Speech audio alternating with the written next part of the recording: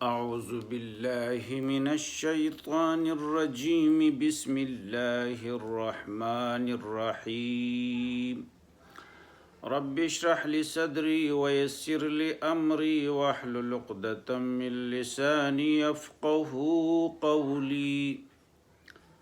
محترم سامعین و ناظرین، آج درس قرآن حکیم کے سلسلے میں سورہ صافات کی آیات نمبر 176 سے 182 تک، یعنی ختم سورت تک تلاوت، ترجمہ اور مختصر مفہوم آپ کے سامنے پیش کرنے کی کوشش کریں گے۔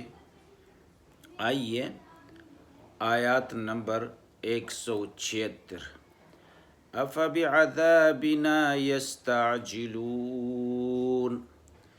کیا یہ ہمارے عذاب کے لیے جلدی کر رہے ہیں؟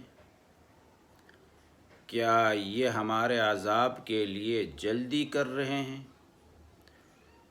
مطلب آیت کریمہ کا یہ ہے کہ ان لوگوں کی جو کرتوت، جو طریقہ کار، پیغمبر کے تعلیمات کی مخالفت، پیغمبر کے ساتھ دشمنی اور اللہ کے علاوہ دوسروں کو اللہ کا شریک ٹھہرانا، یہ تمام باتیں اس بات پر دلالت کرتے ہیں کہ یہ لوگ اپنے آپ کو جلدی سے عذاب میں دھکیلنا چاہتے ہیں۔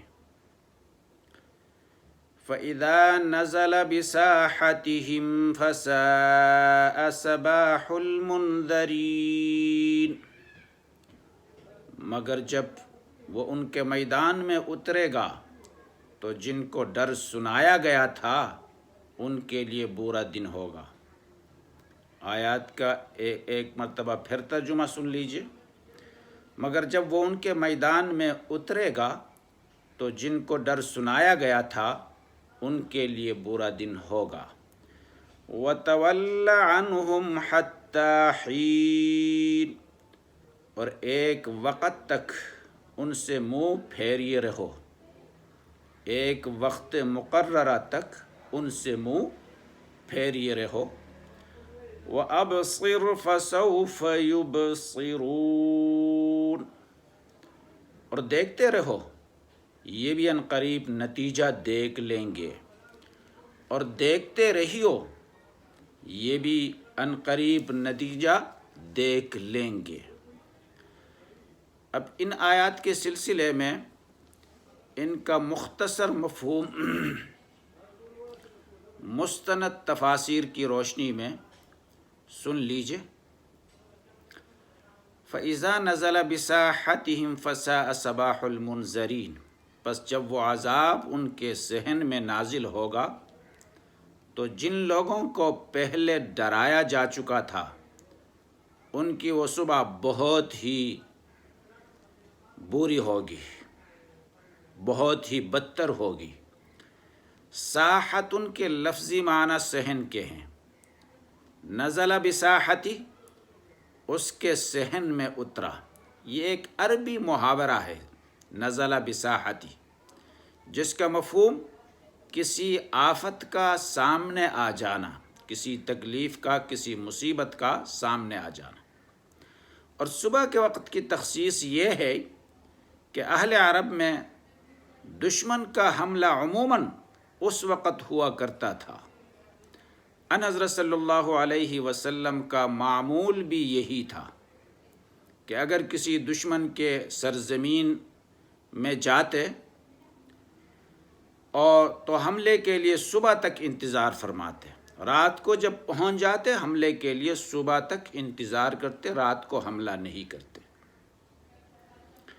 روایت میں یہ بات موجود ہے کہ جب ان حضرت صلی اللہ علیہ وسلم نے قلعہ خیبر پر صبح کے وقت حملہ کیا تو ارشاد یہ فرمایا، اللہ اکبر خربت خیبر انا اذا نزلنا بساحت قوم فساء صباح المنذرین۔ اللہ اکبر، خیبر ویران ہو گیا۔ بلا شبہ جب ہم کسی قوم کے صحن میں اترتے ہیں تو جن لوگوں کو پہلے ڈرایا جا چکا تھا ان کی وہ صبح بہت ہی بدتر ہوتی ہے۔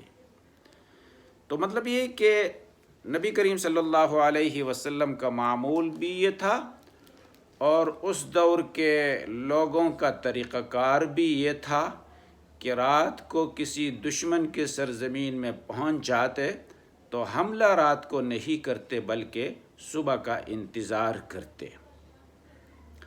سبحان ربک رب العزت عما یصفون، یہ جو کچھ بیان کرتے ہیں تمہارے پروردگار جو صاحب عزت ہے اس سے پاک ہے۔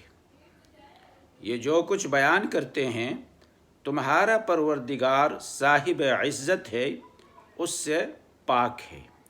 وَسَلَامٌ عَلَى الْمُرْسَلِينَ، اور پیغمبروں پر سلام ہو، اور پیغمبروں پر سلام۔ وَالْحَمْدُ لِلَّهِ رَبِّ الْعَالَمِينَ، سب طرح کی تعریف خدائے رب العالمین کی سزاوار ہے۔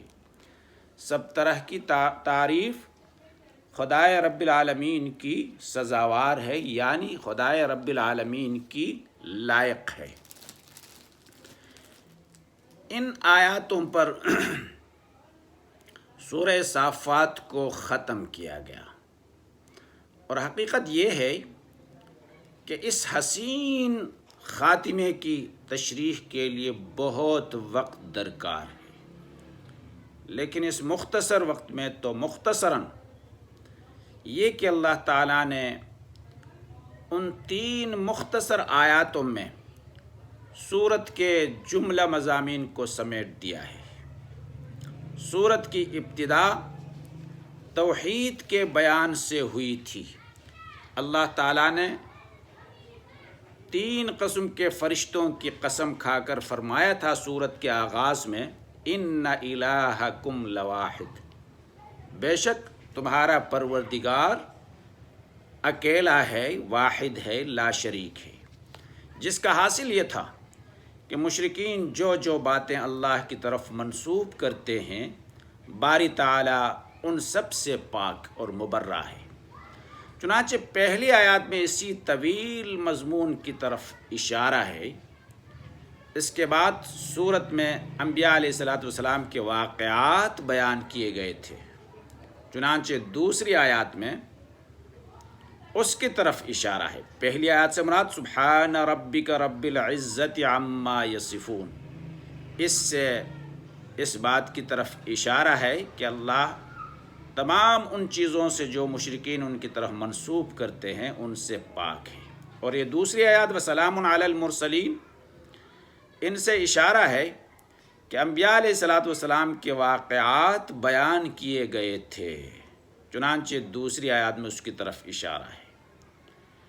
یہاں مختلف انبیاء کے واقعات اسی صورت کے اندر بیان ہوئے ہیں۔ ابراہیم علیہ السلام، لوط علیہ السلام اور ادریس علیہ السلام یہ وغیرہ کا وہ واقعات بیان ہوئے ہیں، تو یہاں وسلام علی المرسلین سے انہی کی طرف اشارہ کیا جاتا ہے۔ اس کے بعد کھول کھول کر یہ بات بتا دیا کہ کفار کے عقائد، شبہات، اعتراضات کی عقلی نقلی تردید کر کے یہ بھی بتا دیا گیا تھا کہ غلبہ بالآخر اہل حق کو حاصل ہوگا۔ ان باتوں کو جو شخص بھی عقل و بصیرت کی نگاہ سے پڑھے گا وہ بالآخر اللہ تعالیٰ کی حمد و ثنا پر مجبور ہوگا۔ چنانچہ اسی حمد و ثنا پر سورت کو ختم کیا گیا والحمد للہ رب العالمین کہہ کر۔ نیز ان آیاتوں میں اسلام کے بنیادی عقائد، اسلام کے ٹھوس بنیادی موٹے موٹے عقائد توحید اور رسالت کا تو صراحتاً یہاں بیان ہے۔ سبحان ربک رب العزت عما یصفون سے توحید، وسلام علی المرسلین سے رسالت کا صراحتاً بیان، اور آخرت کا ضمناً ذکر بھی کیا گیا ہے، جن کا اس بات سورت کا اصل مقصد تھا۔ اور اس کے ساتھ ساتھ یہ بھی تعلیم دی گئی کہ ایک مومن کا کام یہ ہے کہ وہ اپنے ہر مضمون، ہر خطبے اور ہر مجلس کا اختتام باری تعالیٰ کی بڑائی بیان کرنے اور اس کی حمد و ثنا پر ختم کرے۔ چنانچہ علامہ قرطبی رحمہ اللہ نے یہاں اپنی سند سے حضرت ابو سعید خدری رضی اللہ تعالیٰ عنہ کا یہ قول نقل کیا ہے کہ میں نے ان حضرت صلی اللہ علیہ وسلم سے کئی بار سنا کہ آپ نماز ختم ہونے کے بعد یہ آیات تلاوت فرماتے تھے: سبحان ربک رب العزت عما یصفون وسلام علی المرسلین والحمد للہ رب العالمین۔ نیز متعدد تفاسیر میں امام بغاوی کے حوالے سے حضرت علی کرم اللہ وجہہ کا یہ قول منقول ہے کہ جو شخص یہ چاہتا ہے کہ قیامت کے دن اسے بھرپور پیمانے سے اجر ملے، جی بھر کر اسے دیا جائے، جھولی بھر کر دیا جائے، منہ مانگے دیا جائے، اس سے چاہیے کہ وہ اپنے ہر مجلس کے آخر میں یہ پڑھا کرے: سبحان ربک رب العزت عما یصفون وسلام علی المرسلین والحمد للہ رب العالمین۔ یہ تمام امت مسلمہ کو ایک ترغیب ہے کہ ان 3 آیاتوں کو اپنے لیے ورد بنانا چاہیے، چاہے مجلس ختم ہو، چاہے خطبہ ختم ہو، تو اس کے آخر میں یہی 3 آیاتوں کو پڑھنا چاہیے۔ بہت زیادہ ان کے فوائد ذکر کیے گئے ہیں۔ اللہ تبارک و تعالیٰ قرآن تعلیمات پر عمل کی توفیق عطا فرمائے۔ وما علینا الا البلاغ۔